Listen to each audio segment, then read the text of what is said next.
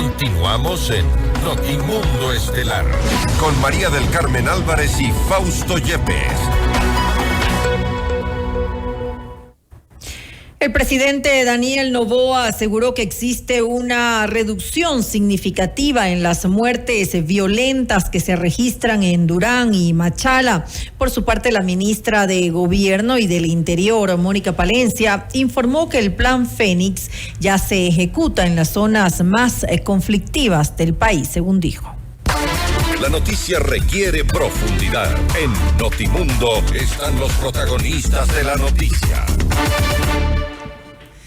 Hacemos contacto en este momento con el general Víctor Herrera, comandante de la Policía de la Zona 8, para hablar sobre las denuncias de extorsión que han ido en aumento y también las acciones para combatir al crimen organizado. General Herrera, gracias por estar con nosotros. Fausto Yepes le saluda, bienvenido. A ver si le podemos tener al general Herrera. Creo que no enciende la cámara, tampoco el micrófono. Vamos enseguida a hablar con el general Víctor Herrera, comandante de la Policía de la Zona 8.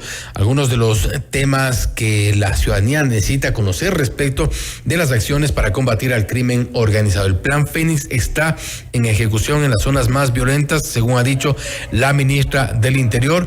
No hay a veces señales claras sobre si este plan está o no en ejecución y cuáles son los términos, parte del contenido del llamado Plan Fénix. Estamos intentando conectarnos con el general Víctor Herrera, comandante de la Policía de la Zona 8.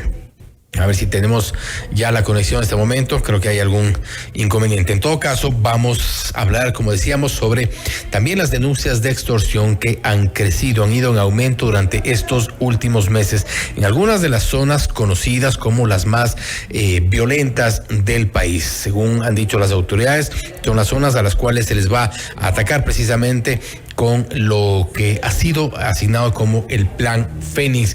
General Herrera, estamos ya con usted en este momento. Gracias por estar con nosotros. Fausto Yepes le saluda, bienvenido. Gracias, Fausto. Buenas noches. Buenas noches con toda la audiencia del radio. Gracias, general. Han dicho las autoridades de gobierno que el Plan Fénix está ya en ejecución en algunas de las zonas más violentas del país. Esto incluye la Zona 8, esto incluye también otros sectores. ¿Y en qué consiste? ¿Cuáles son al menos algunas de las premisas de este Plan Fénix? Bueno, dentro de la referenciación que se hizo, tenemos 7 zonas a nivel nacional que son y abarcan el 52% de las muertes violentas. Dentro de eso, en la Zona 8, lo que corresponde a Guayaquil, tenemos 3 distritos priorizados. El primero es el distrito Durán, el distrito Nueva Prosperina y el distrito Sur. Estos 3 distritos tendrían más de la mitad de los eventos que se han dado aquí en Guayaquil, especialmente cuando hablamos de homicidios o de muertes violentas. En ese sentido, se viene haciendo un trabajo puntual en diferentes fases. De acuerdo al Plan Fénix, tenemos un trabajo de despliegue operacional. Primero comenzamos en Durán, en conjunto con la Fuerza de Tarea, Policía Nacional y Fuerzas Armadas, enfocado en objetivos de intermedio y alto valor. Para ello, nosotros, luego de la primera fase, tenemos el despliegue de contención y tenemos que ampliar los operativos en los otros 2 distritos para hacer una primera fase que sería evaluada en el primer trimestre del 2024. ¿Consiste únicamente en incrementar los operativos o reforzar los operativos, o también hay otro tipo de condiciones que se están estableciendo dentro del plan? Bueno, son acciones diferentes. Las acciones diferentes van enfocadas ya no a la cantidad de operativos, sino, como yo le decía, se tienen identificado ya los líderes de estas facciones, de estos grupos delictivos organizados, los GDOs. Para ello es importante, las estrategias van primero encaminadas a debilitar lo que es la logística y segundo, a través de un trabajo que se está realizando con Fiscalía, hacer todo el trabajo de apertura de IPs para lograr la detención y que estas personas se queden de acuerdo a las sanciones de los delitos que hayan cometido. De eso tenemos un levantamiento por cada uno de los sectores y se va a ir trabajando de manera paulatina de acuerdo al trabajo y al levantamiento que tiene el eje investigativo y de inteligencia. ¿Existe ya un mapeo, si bien tienen identificados a los líderes, hay un mapeo de las zonas de operación de los distintos grupos, y me refiero a los grupos de delincuencia organizada que están ya establecidos, quienes incluso hemos visto también con asombro en imágenes como en algunos sectores incluso se adjudican agasajos navideños y este tipo de actividades abiertamente, los grupos de delincuencia organizada abiertamente operando en algunos sectores y según se denuncia donde no llega la fuerza pública. Bueno, el levantamiento que tenemos y cómo se está trabajando son alrededor de 12 GDOs que operan en todo lo que es el Distrito Metropolitano de Guayaquil. Recordemos que dentro de la cadena de valor, cuando hablamos que de la principal influencia que tenemos de la inseguridad es el narcotráfico, y teniendo en consideración que la ciudad de Guayaquil es una ciudad donde se encaminan los 3 ejes que son el acopio y la distribución. Eso ha hecho que existe una disputa abierta y es por eso el incremento de las muertes violentas. En el 2022 tuvimos alrededor de 1.572 muertes violentas. En lo que va del 2023 estamos cerrando con 2.700 muertes violentas. De hecho, se ha hecho un diagnóstico en todos los eventos que se han realizado, que las declaraciones del estado de excepción y el efecto que ellos han tenido. Entonces vemos que realmente no ha habido una contención, sino un incremento. Recordemos también que el uso de explosivos y también el incremento de estos eventos múltiples, donde lastimosamente ya no se va solo en contra de la persona o del blanco, sino tienen unos efectos colaterales con personas de la tercera edad, con mujeres, con niños, con uniformados. Se está enfocando y se presentó a través del Comando General la semana pasada en la Asamblea un cambio de la legislación para que se sancione de manera ejemplar y que se dé y se califique como actos terroristas, porque estos efectos colaterales tienen que tener sanciones ejemplares, ya no de 16 a 22 años, sino todo lo contrario.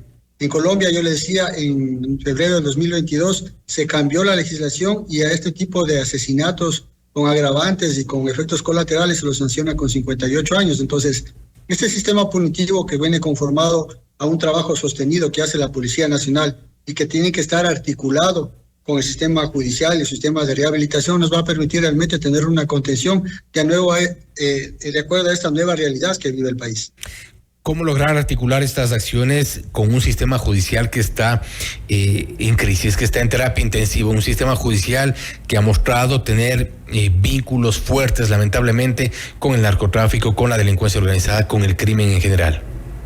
Bueno, hemos hecho la mesa de justicia, nos hemos reunido con la Fiscalía, entendemos que a partir del 21 de enero ya van a estar designadas las nuevas autoridades provinciales aquí en Guayaquil. Y la articulación va encaminada a eso, a sancionar, a hacer un seguimiento de estos casos de connotación que nos permita tener y sostener y mitigar el incremento de estos delitos. No solo las muertes violentas, hemos visto que cuando hablamos de extorsiones y vacunas, el mecanismo utilizado para causar miedo, para causar terror, son las explosiones.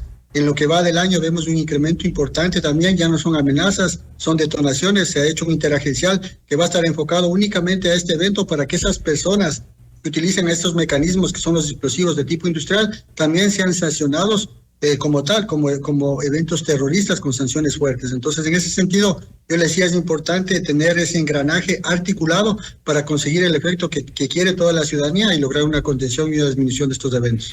¿Habrá algún cambio ya en la parte operativa? Y me refiero concretamente con la designación del nuevo director del Centro de Inteligencia Estratégica que han dicho será Francisco Níquel. ¿Hay algún cambio en la parte operativa? Y me refiero concretamente a los trabajos de inteligencia que son necesarios, son indispensables para lograr determinar incluso la operación de ciertos grupos de delincuencia organizada en el país. Bueno, todo lo que es inteligencia delincuencial, inteligencia estratégica y táctica es manejada y es articulada a través de diferentes estamentos públicos. Se han levantado diferentes alertas, estas alertas están siendo manejadas de manera técnica. Lo importante aquí, como le decía Milton, es articularnos de la mejor manera para tener los resultados que nosotros queremos y la ciudadanía también le quiere. Tenemos un año importante que es el 2024. Este año nos va a permitir ir midiendo mes a mes el trabajo que vamos a realizar. Sin embargo, es importante tener en consideración que va a ser un trabajo no solo de la institución, sino de varios estamentos que tenemos la responsabilidad. Ahora bien, en cuanto esto básicamente en cuanto a las acciones para combatir el crimen organizado, las denuncias de extorsión han ido en aumento y es parte de eso también hemos conversado. ¿Cuál es el objetivo a atacar en cuanto a las extorsiones que ya no son solo en las zonas más violentas? Porque hay zonas en Quito también donde se están registrando este tipo de actividades y la gente está realmente aterrada con todo lo que ocurre. Bueno, nosotros hemos enfocado, consideramos que la seguridad lo más importante es la prevención. Primero es apuntado a la capacitación, hemos dividido en ejes estratégicos, es una política que se lo hace a nivel nacional, primero trabajando con la Asociación de Bancos Privados del Ecuador, con centros comerciales, con la Cámara de Comercio de cada uno de los sectores, en el caso de aquí la Cámara de Industrias de Guayaquil. ¿Para qué? Para que la gente sepa cuáles son los procedimientos que se tienen que hacer, porque muchas de las extorsiones del 52% son de tipo virtual, que a veces ni siquiera nosotros nos tomamos la precaución de identificar el número por el cual nos están llamando, sino únicamente sin denunciar y sin ninguna aclaración por el temor y el miedo, procedemos a pagar y somos víctimas de este tipo de delito. Entonces, es importante que a través de esos mecanismos de difusión que nosotros hemos articulado, en este caso con la Cámara de Comercio e Industrias de aquí de Guayaquil y con los centros comerciales y la Asociación de Bancos, hemos podido identificar cuentas en las denuncias que han sido utilizadas para este tipo para los depósitos de esta actividad ilegal. 388 cuentas en el caso de Guayaquil, que son cuentas fantasmas o cuentas de alquiler, donde se depositan las cantidades que son objeto de este delito, de esta acción ilegal. Le hemos denominado nosotros como Policía Nacional cuentas fantasmas, porque son aquellas que se abren, se cancelan las cantidades y se cierran, pero para la data que dejan ahí es importante y es lo que estamos trabajando con Fiscalía y con la Asociación de Bancos. Y las cuentas de alquiler son gente inescrupulosa que a sabiendas de que son actividades ilegales prestan estas cuentas. Ellos reciben cierto porcentaje de esos depósitos y eso es lo que estamos trabajando en esta actividad ilegal. Esto nos va a permitir tener una contención con este mecanismo y también con el segundo, que es la colocación de los artefactos explosivos, porque hemos evidenciado que en el caso de Guayaquil el 52% se utiliza un explosivo de tipo industrial de fabricación peruana, que la envoltura es de color rojo. Solo viendo la característica ya sabemos el origen y estamos trabajando, inclusive hemos hecho una campaña de difusión porque la ciudadanía tiene que entender que el almacenar de manera inescrupulosa este tipo de explosivos se está poniendo en riesgo no solo a esa persona, sino al entorno. En cualquier momento vamos a tener un evento de connotación aquí en la ciudad donde vamos a tener que lamentar el fallecimiento de varias personas. Y a propósito de los peligros en varios sectores, ¿cómo está la situación en las carreteras del país? ¿Qué tipo de medidas se adoptan? Y principalmente en estas fechas donde la gente, al menos muchos han intentado viajar, otros se han frenado en la intención de viajar por el peligro que reviste ir por las carreteras en el país.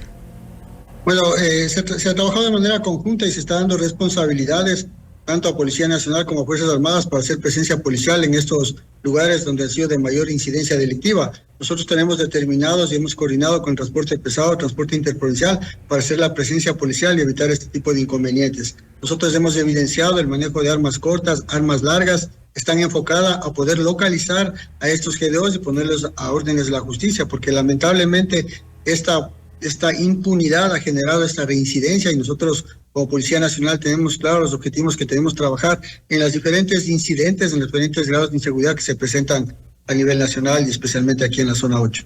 ¿Cómo desarmar la parte económica principalmente, que es la que mueve a ciertas estructuras de grupos de delincuencia?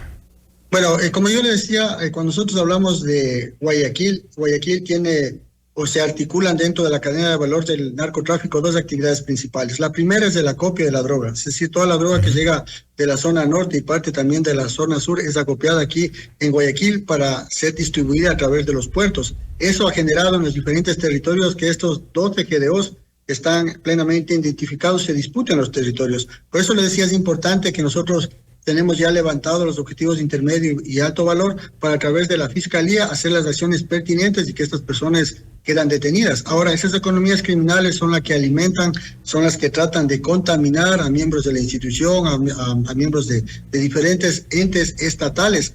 Y eso es lo que nosotros buscamos fortalecer para ser fuertes en la lucha contra el narcotráfico y específicamente de este tipo de actividades que generan inseguridad. Una lucha que todavía está en veremos en nuestro país. General, nuevamente le agradecemos por haber estado con nosotros. Igual estaremos pendientes de lo que ocurra respecto de este llamado Plan Fénix, que aún nos tiene un poco debiendo sobre su contenido, sobre cuáles son realmente los puntos que han planteado las autoridades. En todo caso, en otra entrevista será también para hablar en concreto sobre resultados de estas operaciones, general. Gracias, Fausto. Estamos siempre a las órdenes para poder difundir el trabajo que viene realizando la Policía Nacional aquí en Guayaquil.